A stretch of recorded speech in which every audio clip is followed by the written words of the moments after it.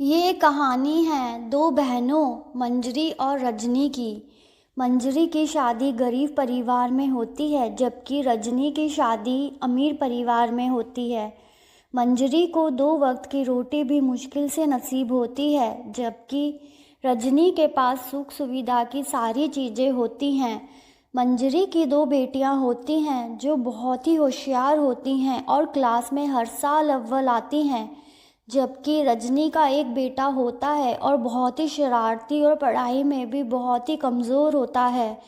रजनी के घर नए साल की तैयारियां जोरों शोरों से चल रही थी कि तभी मंजरी आती है और रजनी को कहती है, दीदी थोड़े से पैसे चाहिए, नया साल आ रहा है और घर में खाने को कुछ भी नहीं है। आपको तो पता है ये लंबे समय से बीमार चल रहे हैं और इस वजह से इनकी नौकरी भी चली गई और मैंने जो थोड़े से पैसे कमाए थे वो भी ख़त्म हो गए हैं। रजनी मंजरी को कहती है, देखो बहन, पैसे तो मैं तुम्हें दे दूंगी पर तुम्हें भी उसके लिए कुछ करना पड़ेगा। हाँ दीदी बोलिए, क्या करना है? देखो मंजरी, हमारी बाई आज छुट्टी पर है तो तुम्हें उसकी जगह पे काम करना होगा। तुम्हें कोई दिक्कत तो नहीं है ना? अरे नहीं दीदी, कोई दिक्कत नहीं है, मैं अभी सारा काम कर देती हूँ। मंजरी सारा काम कर देती है और रजनी को कहती है, दीदी सारा काम ख़त्म हो गया। और रजनी को कहती है, दीदी अब पैसे दे दीजिए। बच्चे स्कूल से आते ही होंगे और उन्हें भूख लगी होगी। रजनी मंजरी को कहती है, अरे बहन, मुझे याद आया, पैसे तो बैंक में हैं, निकालने पड़ेंगे। तुम पैसे कल ले लेना। ऐसा करो कि आज बच्चों के लिए खीर और पूड़ी ले जाओ।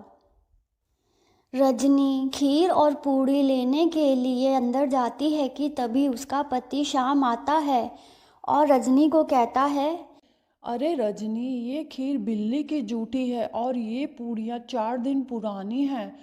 तुम अपनी बहन को ये खाना दोगी?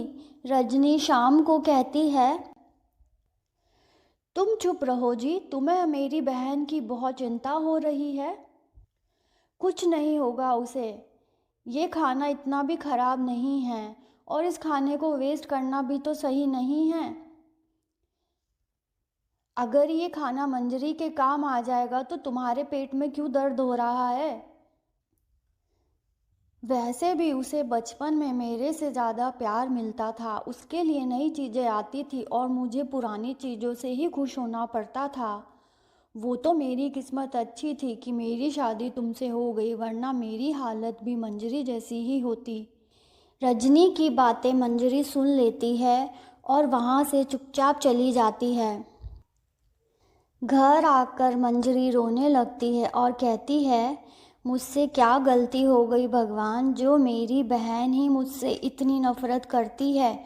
मैंने कभी उसके बारे में बुरा नहीं सोचा, पर वो इतना बुरा कैसे सोच सकती है। इतने में मंजरी के बच्चे आते हैं और कहते हैं, माँ आज कुछ अच्छा बनाओ, आपकी दोनों बेटियाँ क्लास में अव्वल आई हैं।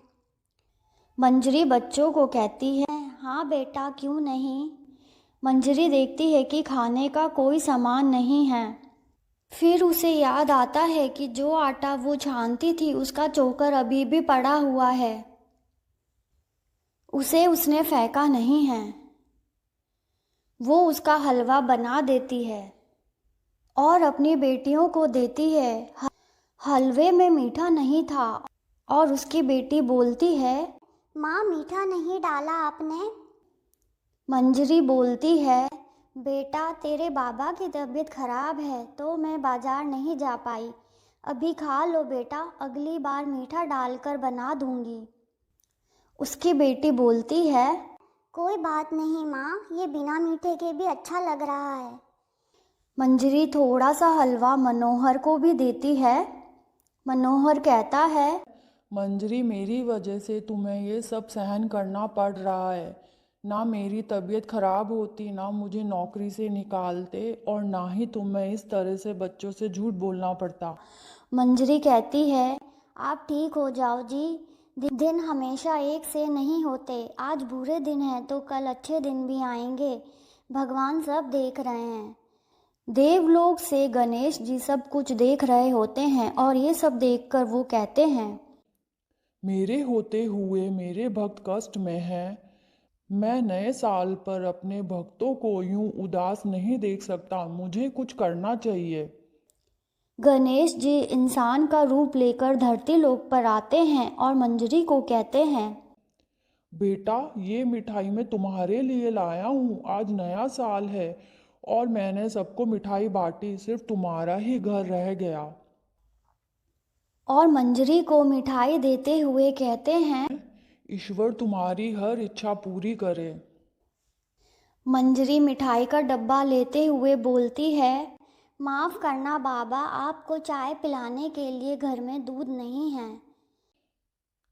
कोई बात नहीं बेटा, तुमने इतना कह दिया वो ही काफ़ी है। वैसे भी मैं चाय नहीं पीता। अच्छा, तो मैं चलता हूँ। मंजरी मिठाई का डब्बा खोलती है तो देखती है कि उसमें सोने के लड्डू हैं। ये देखकर वो हैरान हो जाती है और मनोहर को कहती है, देखिए मैंने आपसे कहा था ना, ईश्वर सब देख रहे हैं और हमारे बुरे दिन भी चले जाएंगे। आखिर हमारे भी अच्छे दिन आ ही गए। इस तरह मंजरी की गरीबी दूर हो जाती है और वो अपने जैसे गरीब लोगों की मदद करने लगती है, ताकि जैसे दिन उसने देखे कोई और वो सब सहन ना करे। इस कहानी से हमें ये सबक मिलता है कि जब हमारे अपने भी हमारा साथ नहीं देते तो एक भगवान ही है जो हमारे साथ होते हैं। हमें हमेशा भगवान से ही उम्मीद रखनी चाहिए, किसी और से नहीं। इसी तरह की रोचक और मनोरंजक कहानियाँ देखने के लिए हमारे चैनल को सब्सक्राइब कीजिए और बेल आइकन का बटन भी दबा दीजिए ताकि आने वाली हर कहानी आप तक पहुंच सके।